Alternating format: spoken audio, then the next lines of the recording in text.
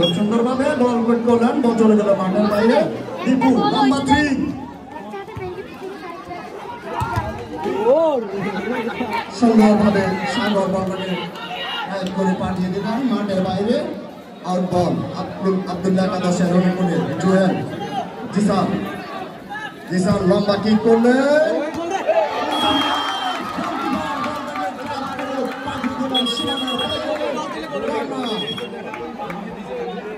আব্দুল্লাহ একাদশের কর্নার। দেখা যাক ভাগ্য পরিবর্তন করতে কি করতে পারে আব্দুল্লাহ একাদশের খেলোয়াড়রা বনাম মেহেদী একাদশ। দর্শকরা একটু পিছিয়ে যান, দর্শকরা একটু পিছিয়ে যান, হাততালি দেন, সবাই হাততালি দেন। লম্বা কিক,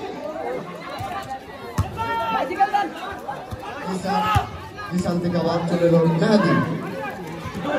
সাগর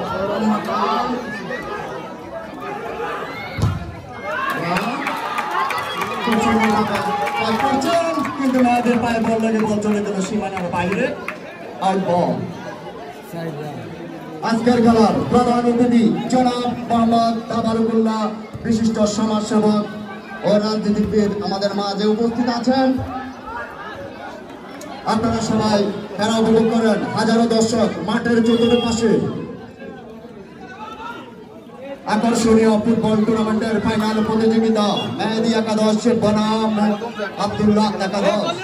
মেহেদী একাদশ 2, আব্দুল্লাহ একাদশ 1। লম্বা কিক করলেন কিন্তু রবিন হেড দিয়ে বল পাঠিয়ে দিলেন সীমানার বাইরে। কর্নার।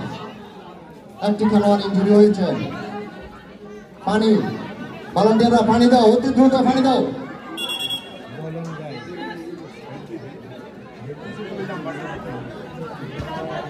আকর্ষণীয় ফুটবল টুর্নামেন্টের ফাইনাল প্রতিযোগিতায় জমছে ভালো খেলা দেখছে দর্শকরা। হাজারো দর্শক মাঠে প্রবেশ করেছেন।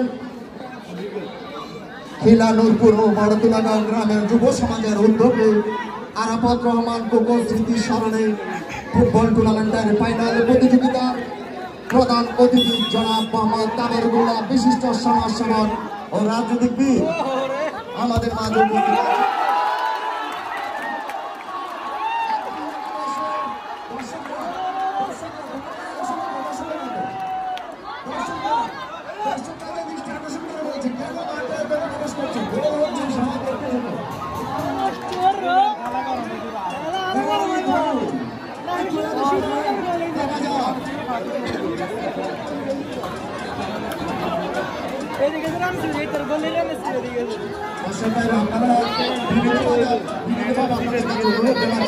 মাঠে প্রবেশ